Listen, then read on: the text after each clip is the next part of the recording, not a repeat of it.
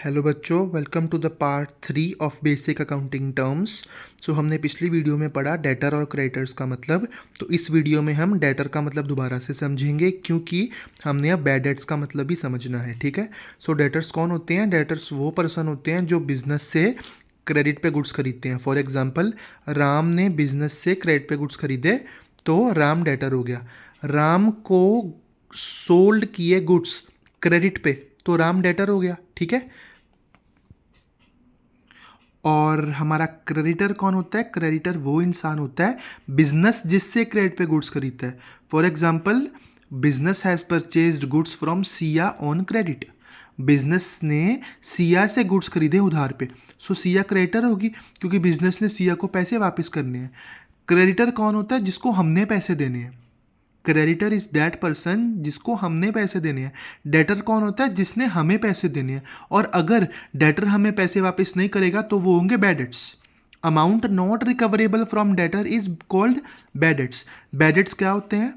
Bad debts वो amount होती है जो डेटर से हमने रिकवर नहीं की। फॉर एग्जाम्पल, आपने बैंक से लोन लिया। ठीक है, आपने बैंक से लोन लिया और अब आपने बैंक को लोन रीपे करना है। आप बैंक को लोन रीपे करोगे तो बैंक आपका क्रेडिटर है और आप बैंक के डेटर हो। और अगर आप बैंक को लोन रीपे नहीं करोगे तो बैंक के लिए बैड डेट्स हो जाएंगे। ठीक है। तो ये था बैड डेट्स का मतलब।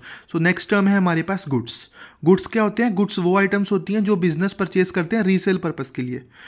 गुड्स कौन सी होती है? चीज़ें जो उन्होंने बेचनी है। अगर मैं बात करूं फर्नीचर की, फर्नीचर गुड्स नहीं होते unless business deals in furniture. अगर उनका बिजनेस फर्नीचर का है, अगर किसी शॉप का बिजनेस है फर्नीचर का, वो फर्नीचर बेचते हैं तो गुड्स फर्नीचर हो गए, तो फर्नीचर गुड्स होगा। ठीक है। अगर मैं बात करूं, हमारा बिजनेस है, हमारे बिजनेस में जो मशीनरी है ना, मशीनरी एक लॉन्ग टर्म एसेट है। मशीनरी एक नॉन करंट एसेट है। हमने पिछली वीडियोस में पढ़ा था कि machinery is a non current asset, it is a fixed tangible asset, it is a non current asset as it is of long term nature. ठीक है। पर अगर मैं बात करूं किसी इंसान की इलेक्ट्रॉनिक्स की शॉप है, इलेक्ट्रॉनिक्स की शॉप पे जो मशीन है, वो जो मशीन है वो उसका लॉन्ग टर्म एसेट नहीं होगा, वो उसका करंट एसेट होगा, वो उसके गुड्स होंगे, क्योंकि वो उसका बिजनेस ही उसी चीज़ का है। ठीक है। तो आप इस चीज़ में कंफ्यूज मत होना। किसी किसी केसेस में फर्नीचर या फिर मशीनरी बिजनेस का लॉन्ग टर्म एसेट नहीं होते। ठीक है। पर इस केस में अगर हम बात करें गुड्स के केस में, फर्नीचर इसमें गुड्स नहीं है until unless business deals in furniture. ठीक है। सो उसके बाद दो टर्म्स आती हैं परचेजिस एंड सेल्स की। जब भी हम आगे जर्नल का चैप्टर पढ़ेंगे उसमें परचेजिस एंड सेल्स का क्या मतलब होता है। परचेजिस वो गुड्स होते हैं जो हम खरीदते हैं रीसेल पर्पस के लिए। It can be cash purchase, it can be credit purchase, और we can say purchase of raw material for goods manufacturing. एक बिजनेस गुड्स को मैन्युफैक्चर कर रहा है, एक बिजनेस गुड्स को मैन्युफैक्चर कर रहा है, वो रॉ मटेरियल खरीदता है जिसको हम बोलते हैं कच्चा माल खरीदा। फॉर एग्जांपल, एक शुगर मिल है जो शुगर बनाती है। ठीक है। उन्होंने शुगर केन खरीदा। They will convert sugar cane into sugar. So sugar cane is a raw material, sugar is a finished good. ठीक है। सेल्स क्या होती हैं? Sales means sale of goods, जो चीज़ें हमने बेची। It can be in the form of cash sales और it can be in the form of credit sales. और नेक्स्ट टर्म है हमारी परचेजिस रिटर्न।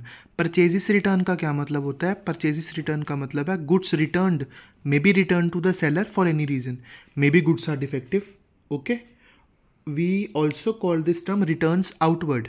परचेजिस रिटर्न को रिटर्न आउटवर्ड भी बोलते हैं। ठीक है। हमने कोई चीज़ खरीदी, हमने कोई चीज़ परचेज की थी, I am the customer in this case, so I am returning that thing to the seller, so this is return outward, purchases return. Next is sales return. In this case you are the businessman. In purchase return, you are the customer. In sales return, you are the business person. Okay, businessman. Goods sold when returned by the purchaser or customers. Okay, it is called sales return or return inward.